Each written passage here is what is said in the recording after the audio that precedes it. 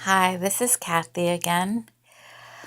Um, what happened is I bought these cards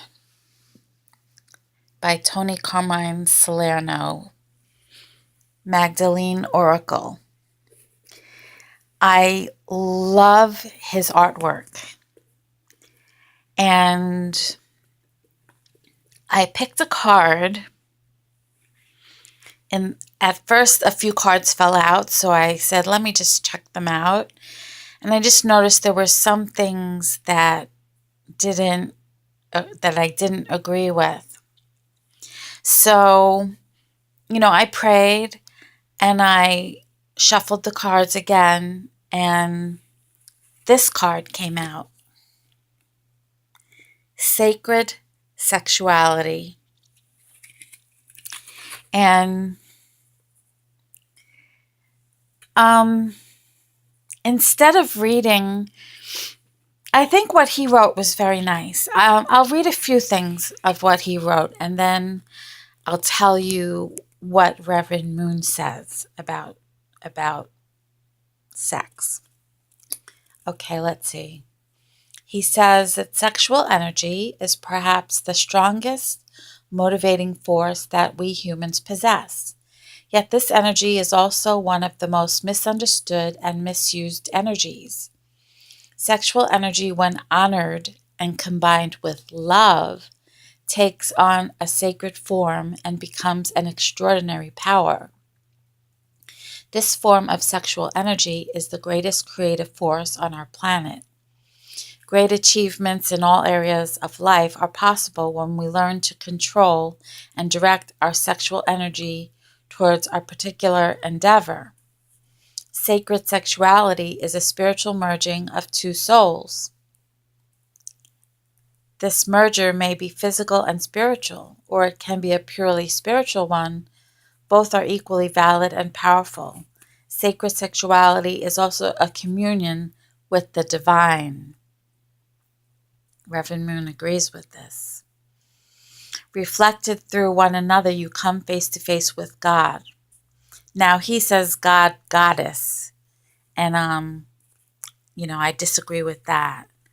We don't call God a goddess. We don't, even though he has dual characteristics. He has all the deep love that a mother would have. He is the masculine subject of mankind. So that's why I didn't agree with that part. Now, I was looking through the divine principle, and I was trying to figure out what to tell you about sex. And so first I'll say that sex should be with a husband and a wife, and it is meant ideally that one man and one woman only have sex with each other and nobody else. Ideally, there's no divorce. Now, Reverend Moon had a very difficult course, and he had 2 divorces before his third wife, who gave him so many children. I forgot how many children he had, like 14.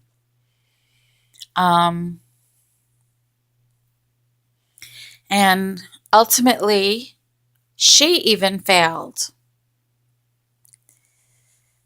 because he said, don't touch my scriptures. Don't change a single comma or word in what I have written. Now you understand, Reverend Moon is the returning Christ. And so he is one with God. So everything that Reverend Moon would say is what God was saying. So you should honor that.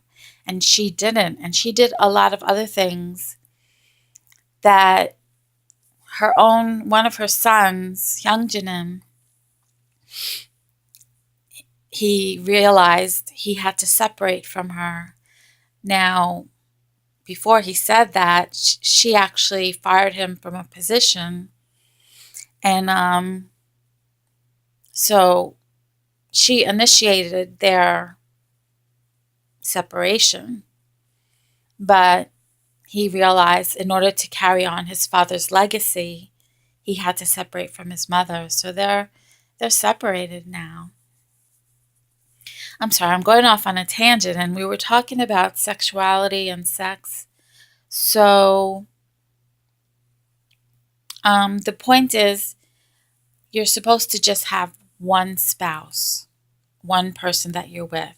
But of course, in this fallen world, sometimes divorce happens. Sometimes it happens. But ideally, we shouldn't have sex with more than one person in our lifetime. That's the ideal. That's what we're working toward. That's the kingdom of heaven. The kingdom of heaven is there is no divorce. Now, the root of original sin, the very first sin, this is what Reverend Moon taught, what he learned through deep, deep prayer and spiritual work. He learned that Lucifer, who was an angel of light, God's top angel, he tempted Eve and had sex with her. And that is the original sin. That's the fall. Now, if Adam had maintained his position, because he wasn't supposed to have sex until he was mature, until he was one with God. If Adam had maintained his position and become one with God, he could have restored Eve. He could have helped her. But what happened was she tempted Adam and caused him to have sex with her before the right time, before God's blessing. And that constitutes the fall of man. So basically, because Eve had sex with Lucifer, Lucifer became Satan, the god of this world. And that's why this world has so much evil and crime and all these problems, because Lucifer took over. And all of Eve's children became Lucifer's children. And they became separated from God.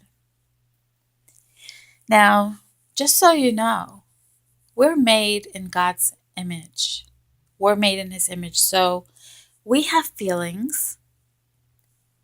We have worries. We have fears. We have hurt, loneliness. God has all those feelings too. And so when Eve sinned and caused Adam to sin, God was in such pain. He could barely think straight. Because it was so disastrous.